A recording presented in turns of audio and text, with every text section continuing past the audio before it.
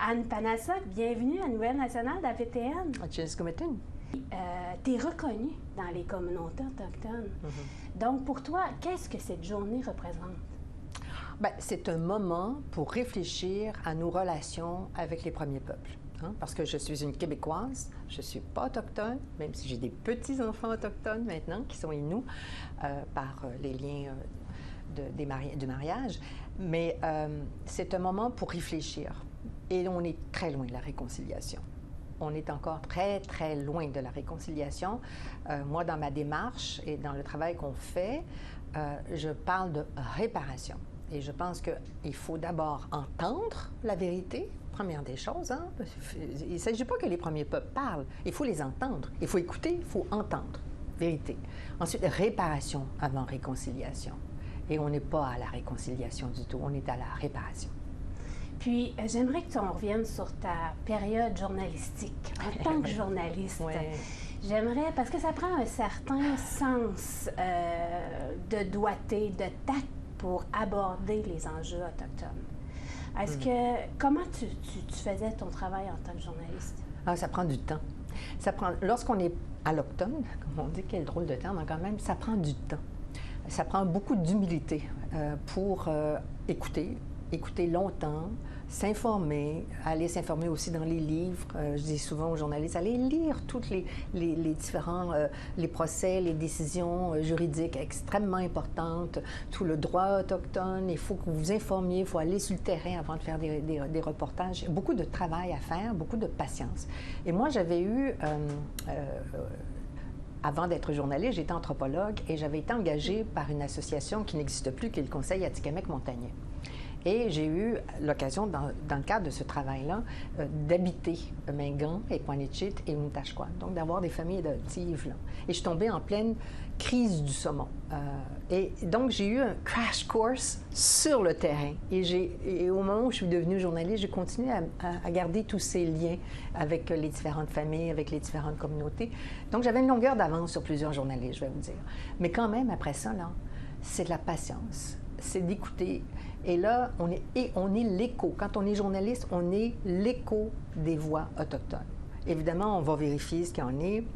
Est-ce que ce qui est dit est corroboré par d'autres personnes, par des documents? T'sais, évidemment, on a une recherche à faire pour mettre en onde ce qui peut s'approcher de la vérité.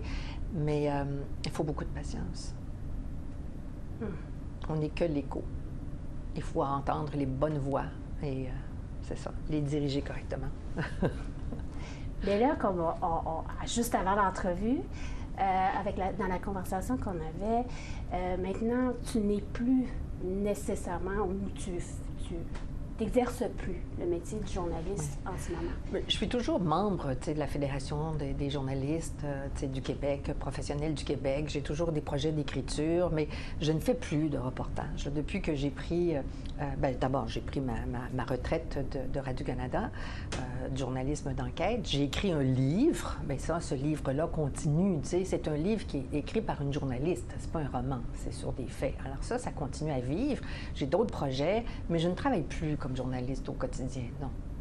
Donc maintenant, tu es engagée d'une certaine manière en ce moment. Oui. Alors, pendant 2 ans, moi, j'étais la conseillère du ministre Yann Lafrenière, qui est une ministre du secrétariat aux relations avec les Premières Nations et les Inuits, et c'était pour l'application d'une loi très précise. Je n'étais pas une fonctionnaire, j'étais une consultante.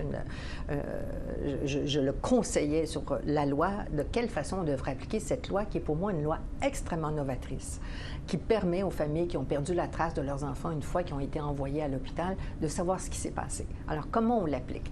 Mais ça, c'est un travail qui n'est déjà plus tout à fait de journaliste. Et là, ça s'est terminé fin juin. Et puis, je vous annonce un scoop, Chouchane. OK.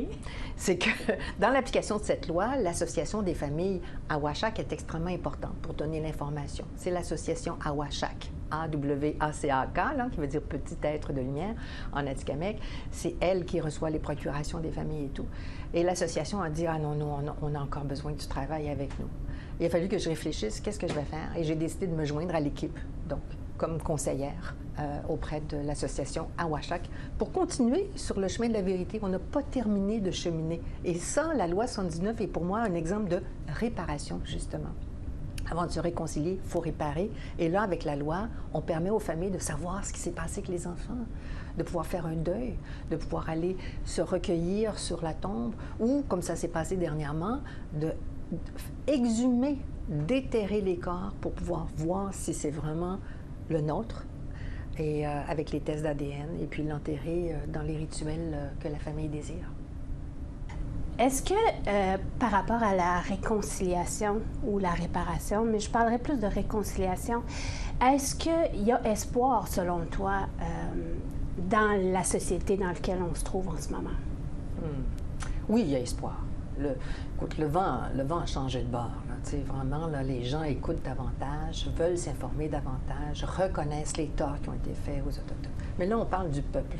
Le peuple québécois est de plus en plus ouvert, veut s'informer, comprend ce qui s'est passé. Maintenant, le gouvernement, c'est autre chose. Et là, on est toujours dans une lutte de pouvoir, évidemment. Et il n'y aura pas de réconciliation totale tant qu'il n'y aura pas d'entente politique et territoriale avec les Premières Nations, en ce qui me concerne. Et ça, le partage du territoire, le partage du pouvoir, c'est pas évident. C'est un long processus. Ouais. C'est un long processus. On l'a vu quand même avec la Convention de la baie James et du Nord québécois et évidemment la paix des Braves qui a suivi. Je crois que la situation des Cris a changé. Les Inuits, c'est pas évident. Il faut poursuivre. Il y a des revendications, il y a des négociations. Et vous voyez, les négociations sont difficiles. Mais tant qu'il n'y aura pas ce partage, il n'y aura pas réconciliation. Puis, tu nous